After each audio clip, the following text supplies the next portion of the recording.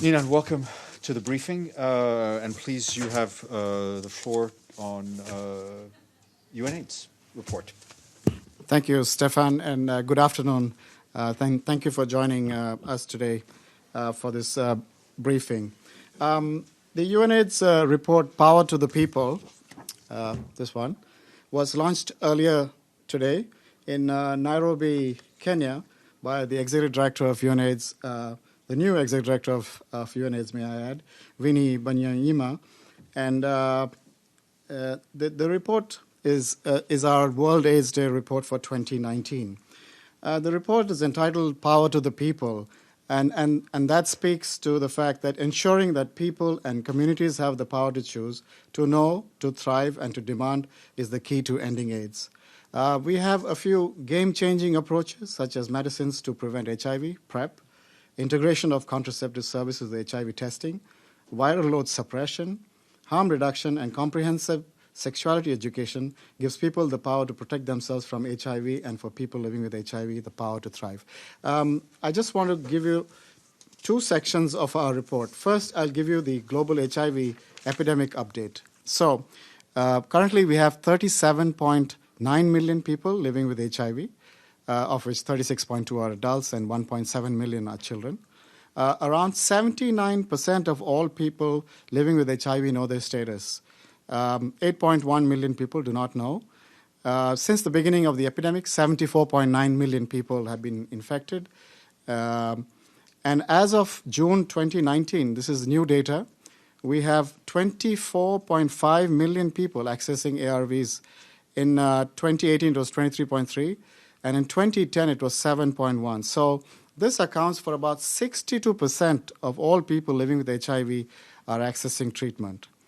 On new infections, we know that it's reduced by 40% since its peak in 1997, but we still have 1.7 million new infections every year. AIDS-related deaths have also come down by 56% since 2004, but we still have 770,000 people dying from AIDS worldwide. On the 1990 targets that we have, I mentioned earlier that 79% of people know their status. Of that, 78% people are on treatment. So if you look at the overall picture, 62% of people access treatment, and of those, more than half, 53% of them are virally suppressed. But the sad trend still continues that 6,000 young women aged 15 to 24 are becoming infected with HIV every week. In sub-Saharan Africa, 4 in 5 new infections among adolescents aged 15 to 19 are among girls. And more than 1/3 of all women around the world have experienced physical and or sexual violence at some time in their lives. The other big issue for us currently is key populations. Key populations and their sexual partners account for 54% of new infections globally. And if you look outside sub-Saharan Africa, it's 75%. For example, if you look in region-wise, I can just give you more than 95% of new infections in Central Asia and Eastern Europe is among key populations. The risk of acquiring HIV, as you know, 22 times higher among men who have sex with men, 22 times higher among people who inject drugs, 21 times higher for sex workers, 12 times higher for transgender people. And then to add to that, HIV-TB, the co-infection remains accounting for 1 in 3 AIDS-related deaths. And lastly, on investments, we know that at the end of 2018, we had $19 billion, a drop in $1 billion as of 2017. And UNAIDS estimates that we need $26.2 billion for the AIDS response in 2020. So just to summarize, that gains continue to be made against the epidemic, but those gains are getting smaller year after year. There have been steady progress in the reduction of AIDS-related deaths, but efforts to reach the 2020 targets for reduction in HIV infections are clearly off track. Gains in Eastern and Southern Africa are driving global progress. In much of the rest of the world, there are worrying setbacks in key countries and entire regions. More than half of new HIV infections in 2018 were among key populations and their sexual partners. And an epidemic transition metric that we have developed suggests that a diverse group of 19 countries are on the path to ending AIDS. Many more countries are not. Thank you. If you have any questions. On behalf of the UN Correspondents Association, thanks for coming to talk with us. My name is Shervin Briceby, South African Broadcasting. I want to reference the case study in this report on sex work in South Africa, which remains illegal. Can you just specifically talk about the need? Is this a call, sort of a veiled call for the legalization of sex work around the world? I mean, what is UNAIDS' position on this key population, if you will? Well, key populations for us is as I mentioned, it accounts for 54% of our new infections, and UNAIDS has always advocated for the human rights of all people, regardless of who they are and where they are. So within that context, everybody has the right to access to health, and everybody has the right to seek information and to have the best information and the best technology and the best services to protect themselves. If you look at our report and we talk about the power to demand, so it gives people, giving communities and individuals the power to participate in the decision that affects them, to raise their voices, to be heard, and have all their inalienable human rights respected. So within that context, even sex workers are included within that context of seeking power to demand the right to services.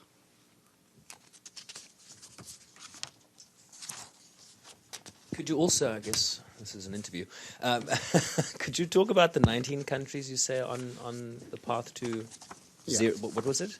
Yeah, so this is a epidemic transition metric. It talks about the incidence and prevalence rates. So this is a data study that we do looking at two issues, one on incidence and second on prevalence. So if you look at, so within that we found that if there is 0 to 2.99 incidence prevalence ratio, we have 19 countries within that who are on track to reaching the 2030 targets. So if you want me to name, just to name a few, Botswana, Burkina Faso, Burundi, Cambodia, Denmark, El Salvador, Germany, Italy, Kenya, Mauritania, Nepal, Norway, Portugal, Rwanda, Singapore, Spain, Thailand, Vietnam, and Zimbabwe.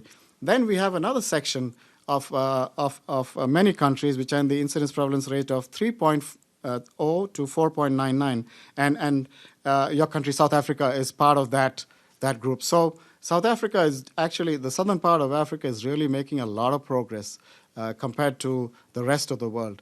The rest of the world, as you know, has a lot of key populations, but that's where the lag is, and we really need to up those. I just take this opportunity, Stefan, also to say that the reason why we chose communities make the difference for this World AIDS Day is because communities, as you know, have played an integral part and a huge role in the response to AIDS. And communities have helped ensure that more than 24 million people are on treatment. Communities have acted to change laws that discriminate. Communities have also led organizations to help reach people living with and affected by HIV. And we see that globally, we see that civic space is shrinking, and we need to protect that civic space. And also may I just add that the media community is such an important, the press and the media is such an important part of the work that we do, and we look forward to your continued support. Thank you. Lily?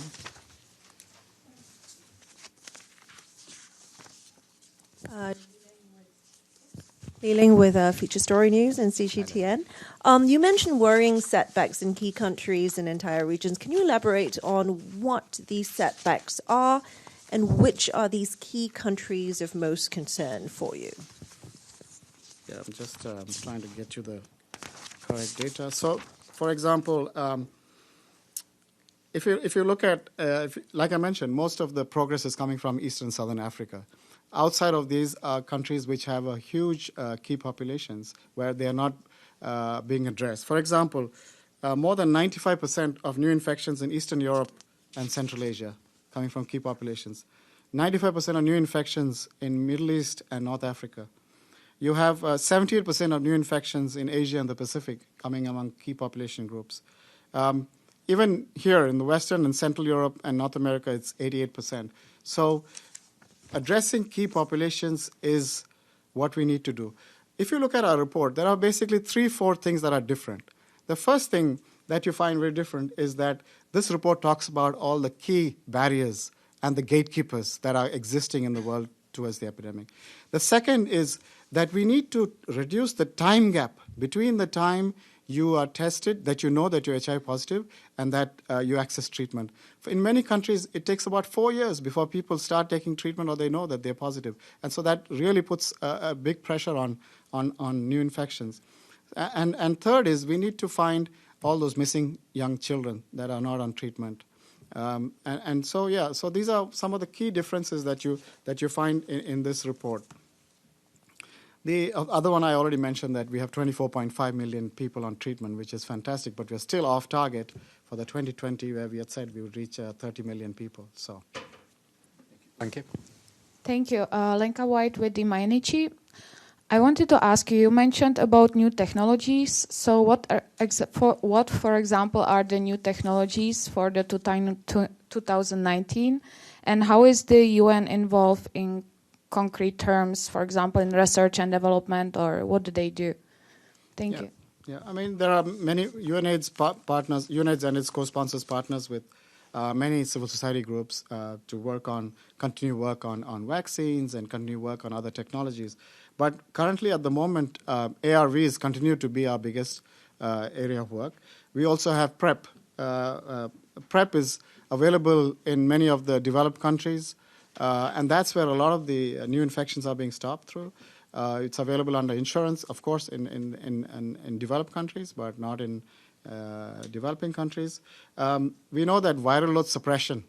So if you're undetectable, you cannot pass it on, basically. So that's where we've changed the norms of people coming on treatment. Not like before, we wait for CD4 counts to drop. But now we start people on treatment as soon as they know, then it can't be transmitted if it's not detectable.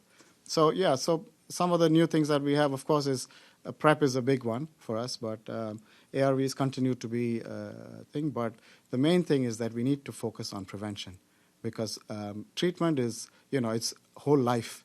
You have to keep treating until there's a vaccine, I hope, in the near future.